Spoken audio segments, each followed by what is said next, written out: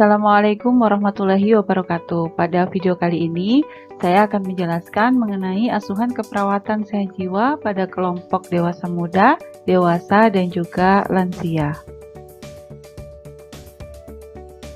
Tahapan pertama yang akan kita bahas pada video kali ini adalah dewasa muda.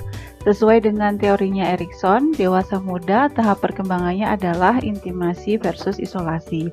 Apa itu intimasi versus isolasi? Akan kita jelaskan pada slide yang berikutnya. Tahapan perkembangan dewasa muda di sini adalah tahapan perkembangan manusia yang berada pada usia 18 hingga 25 tahun.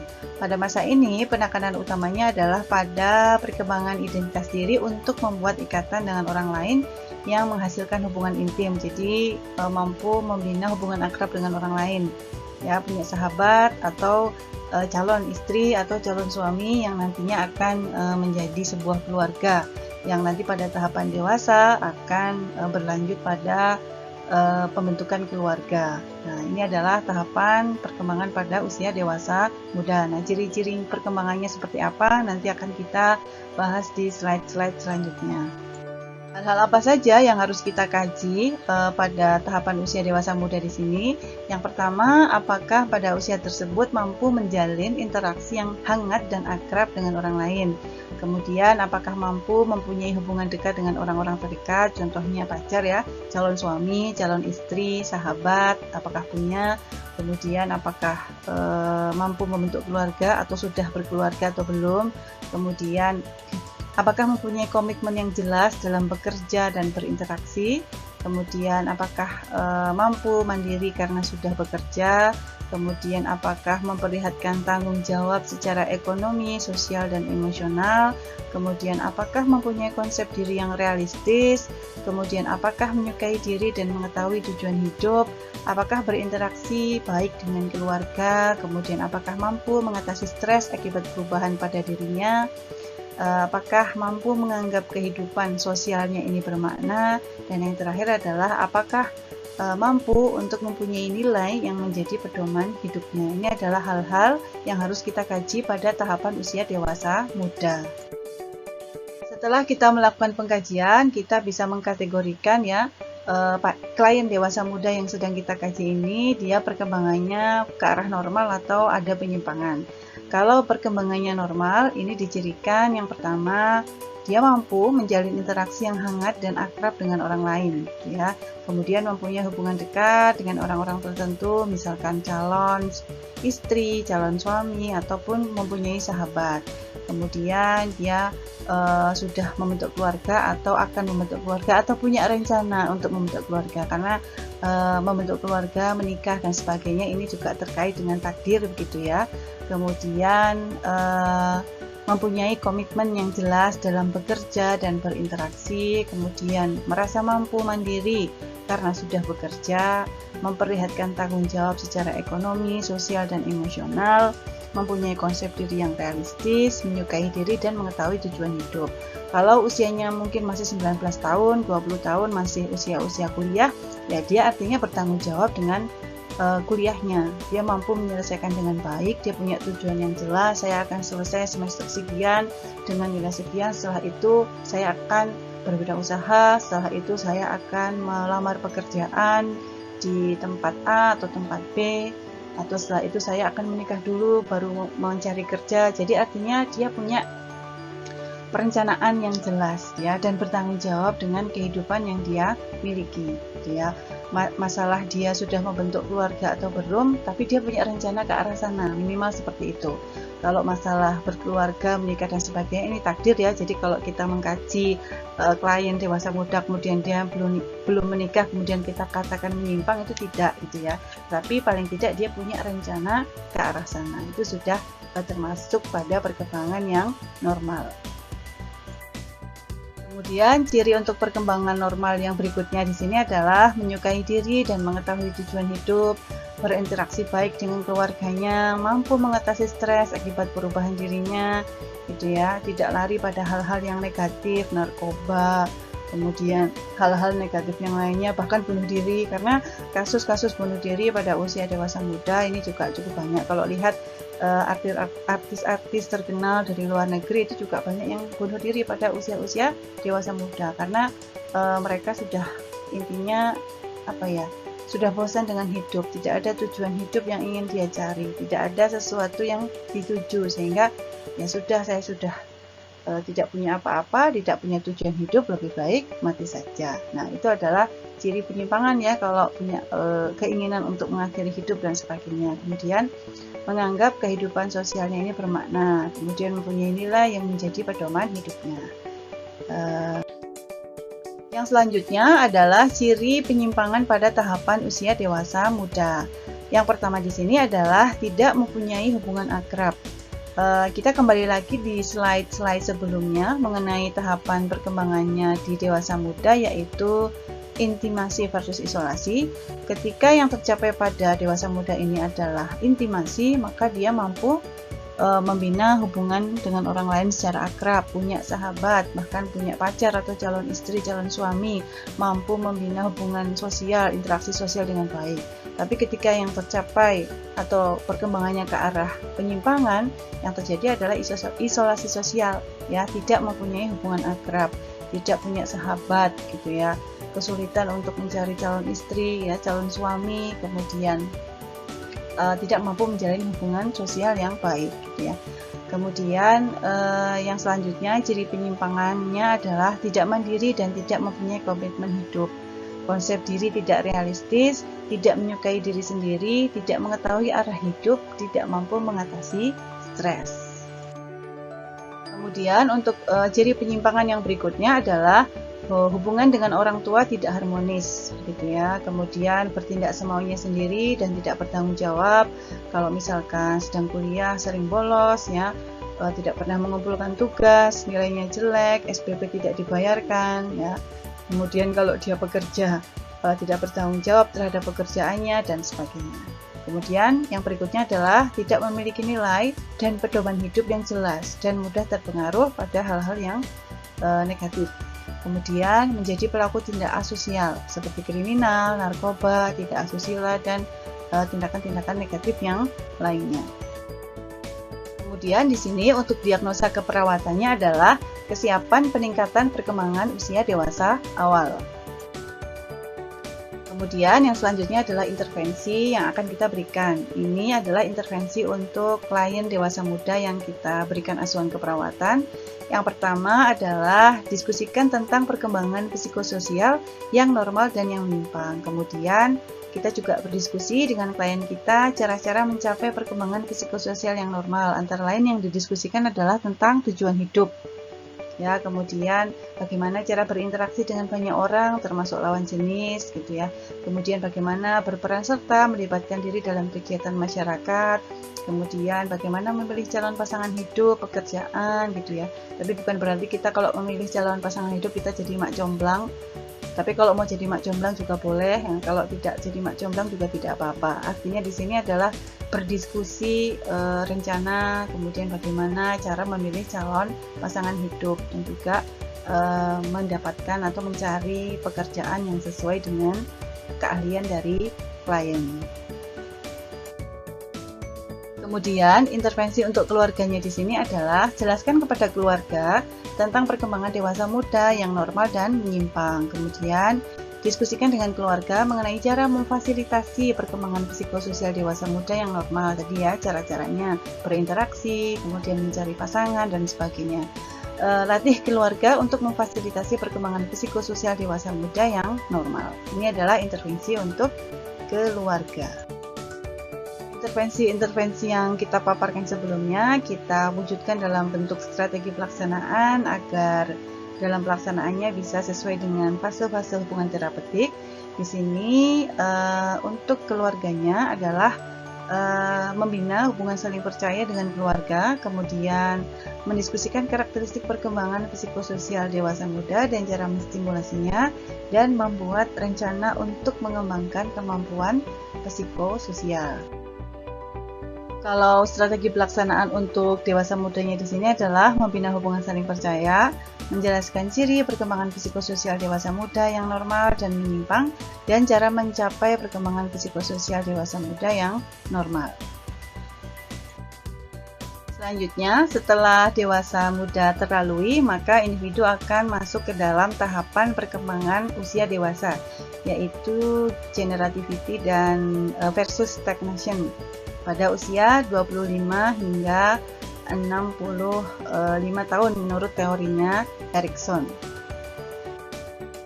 Tahapan perkembangan usia dewasa merupakan tahapan perkembangan manusia usia 25 hingga 65 tahun, di mana pada tahap ini merupakan tahap di mana individu mampu terlibat dalam kehidupan berkeluarga, kalau sudah berkeluarga, kemudian bermasyarakat, pekerjaan, dan mampu membimbing anak-anaknya jika sudah memiliki anak.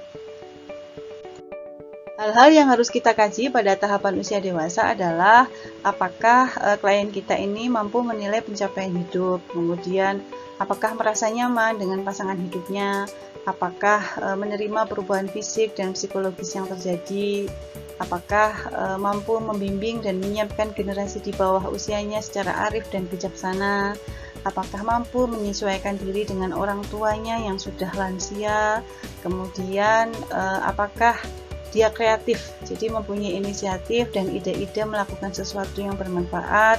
Apakah dia produktif, yaitu mampu menghasilkan sesuatu yang berarti bagi dirinya dan juga orang lain. Ini kita kaji pada klien untuk tahapan usia dewasa.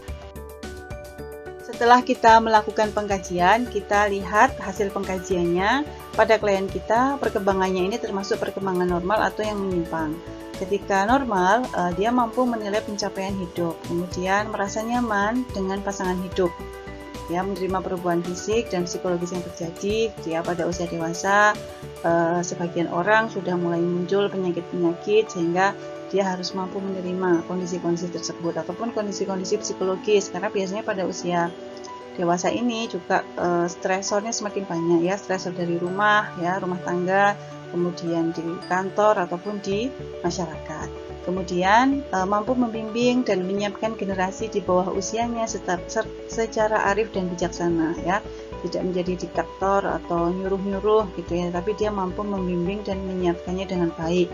Kemudian menyesuaikan diri dengan orang tuanya yang sudah lansia, mampu kreatif, jadi mempunyai inisiatif dan ide-ide melakukan sesuatu yang bermanfaat, ya, produktif, kemudian perhatian dan peduli dengan orang lain, dan mengembangkan minat dan hobi.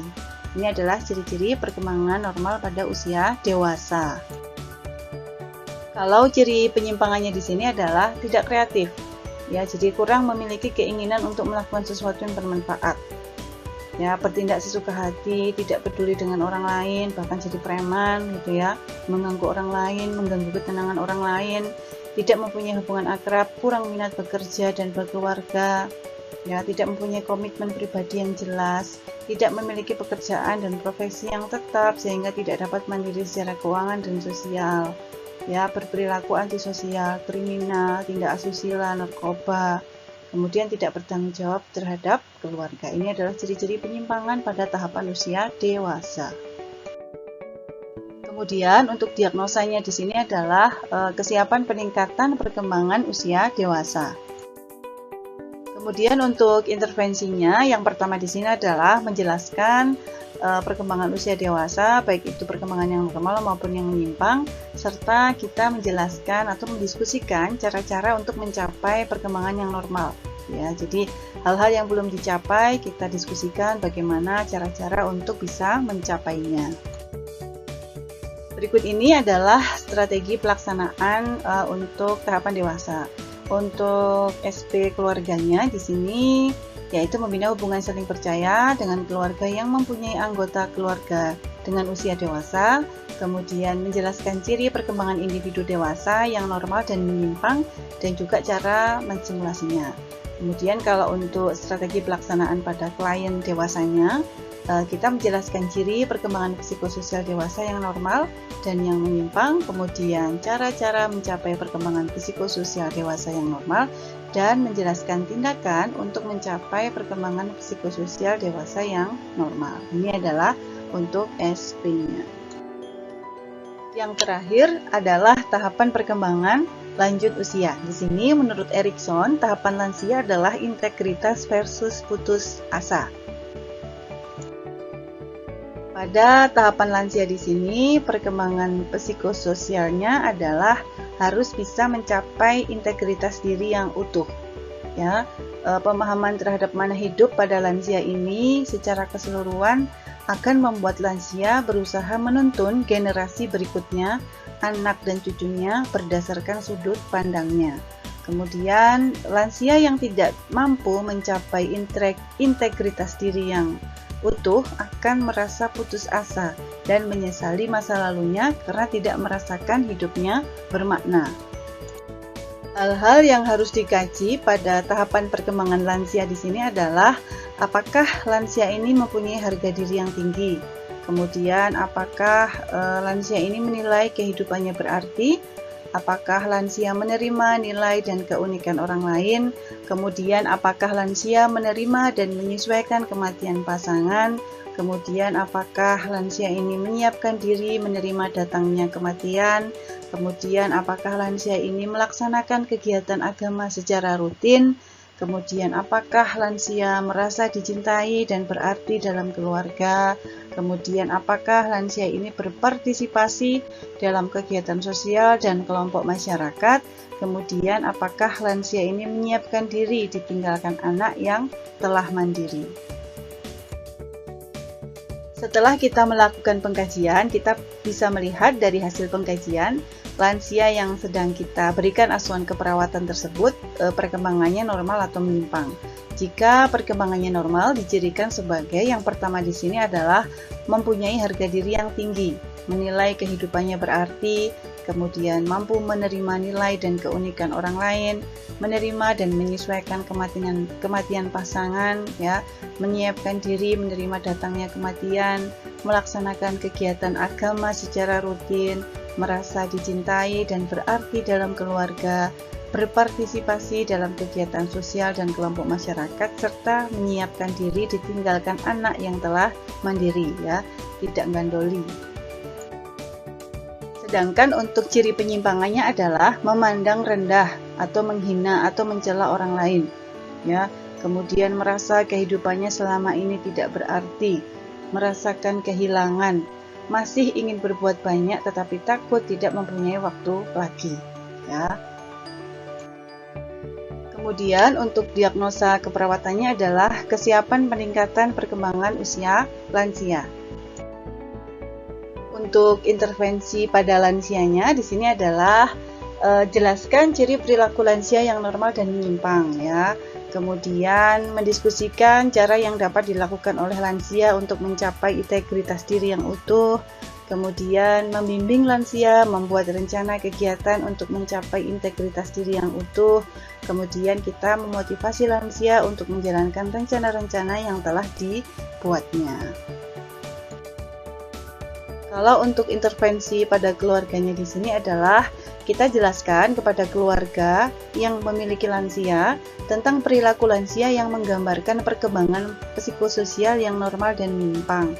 Kemudian kita latih keluarga untuk memfasilitasi perkembangan psikososial lansia. Ini adalah untuk strategi pelaksanaannya. Jadi kita pada lansia SP-nya yaitu membina hubungan saling percaya dengan lansia, menjelaskan karakteristik perkembangan psikososial lansia yang normal dan menyimpang, menjelaskan cara mencapai perkembangan psikososial yang normal dan melakukan tindakan untuk mencapai perkembangan psikososial lansia yang normal. Kemudian kalau untuk strategi pelaksanaan pada keluarga di sini adalah menjelaskan perilaku lansia yang menggambarkan perkembangan psikososial yang normal dan menyimpang, kemudian melakukan tindakan untuk memfasilitasi perkembangan psikososial lansia dan merencanakan stimulasi untuk mengembangkan kemampuan psikososial lansia. Demikian untuk penjelasan asuhan keperawatan sehat jiwa pada kelompok dewasa muda, dewasa, dan juga lansia. Semoga bermanfaat. Terima kasih. Assalamualaikum warahmatullahi wabarakatuh.